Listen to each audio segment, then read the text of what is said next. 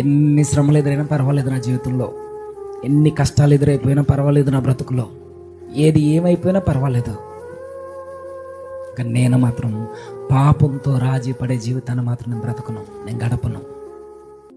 నా బ్రతుకులో, నా బోధలో, నా చూపులో, నా నడక పడక అన్నిటిలో నిజాయితీగా నేను నిలబడతా. ఇప్పటివరకు తెలుసో తెలియకో చేసేసాను, ఈ రోజు నుండి నేను వన్నట్టే నిలబడతా. నాకు యాతనున్నా పర్వాలేదు, కానీ నేను రాజీ పడను.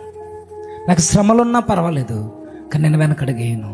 నా జీవితం ఏమైపోయినా పర్లేదు, నన్ను నా స్నేహితులు తిట్టుకున్నా పర్లేదు, నా సంఘం నన్ను వెలేసినా పర్వాలేదు, నా కుటుంబం కాదనుకున్నా పర్వాలేదు, నువ్వు నాతో ఉండాలి.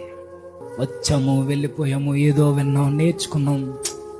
దేవుడు నువ్వెంత నేర్చుకున్నావు అడగడు, నువ్వు నేర్చుకున్న దానిలో నీ జీవితంలో ఎంత ఆచరించో ఇది అడుగుతాడు.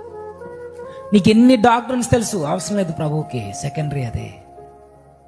నీకు వాక్యం మీద ఎంత పట్టుంది అవసరం లేదు, సెకండరీ అదే.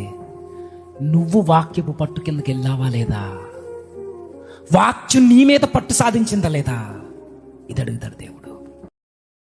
Download ShareChat.